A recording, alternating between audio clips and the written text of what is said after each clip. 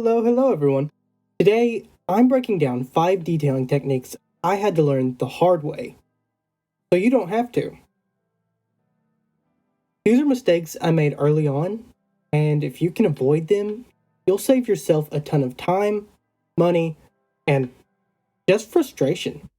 And if you stick around to the end, I've got a bonus tip that may or may not change the way you approach detailing altogether. Let's jump right in.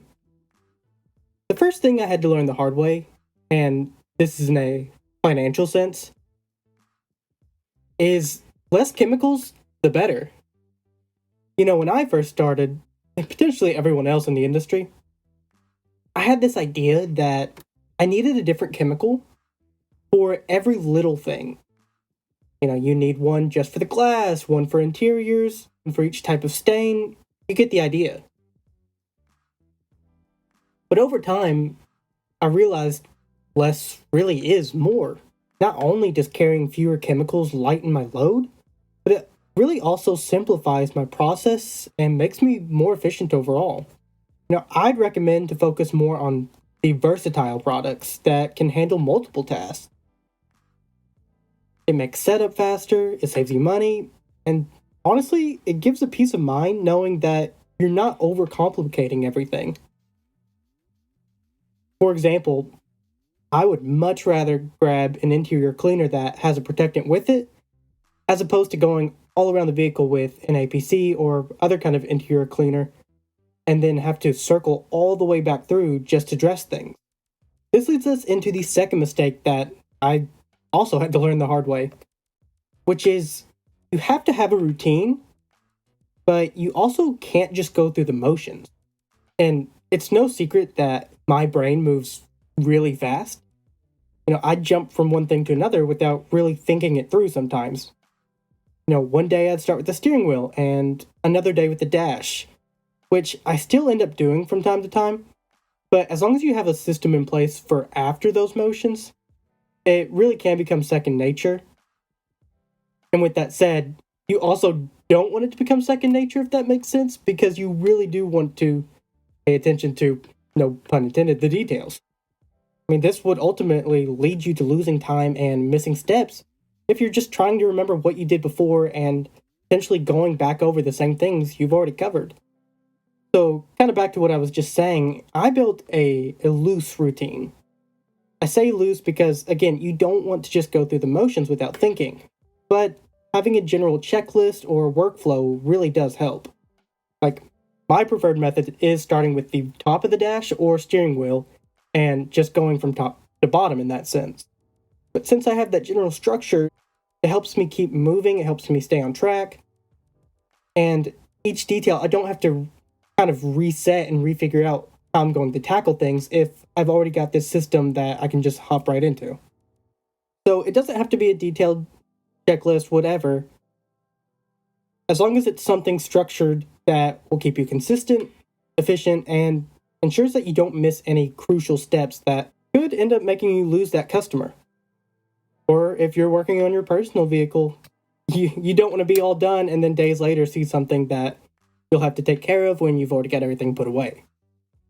The third technique that I learned the hard way was rinseless wash truly is the future of the industry. If you're still sleeping on rinseless washes, you have to wake up. I used to think the traditional washing methods, 2-bucket, all that, was really the only way. And I've used rinseless washes here and there, but not on the scale that I have, especially, this winter, which has really changed things and helped me stay in business. Rinseless washes are really changing the game, especially for mobile detailers or people in water-restricted areas as well. Not only does it save gallons of water, but it's faster, it's safer on paint, and perfect for maintenance details. So if you're not using rinseless washes yet, I highly recommend trying it out. It's actually probably one of the first things I wish I bought back when I was just starting, because it's also very versatile and can be used for more than just the exterior. The fourth thing that really helps you with efficiency, that took me a little bit to realize, which is record yourself. It can be painful, but it's definitely worth it, especially if you're not going to be posting it anywhere. This can be a true game changer. You might think you're doing everything right until you watch yourself back. Maybe you're using too much product here, or you're missing spots here, or just spending too much time on one section in general. For me, recording myself helped me pinpoint little habits that were slowing me down or making my results less effective. So, if you want to move a little bit faster, improve your detailing overall, you might want to just set up your phone, film yourself, and take a little notes on where you can refine your techniques. Which brings us to number 5. One of the best ways to improve, because the industry is always changing and we're always learning as detailers, is talk to other detailers. The detailing world can feel a little competitive sometimes. Now, some guys gatekeep techniques, others argue about the best products, but I've found that when you connect with the right people, you really can learn a ton.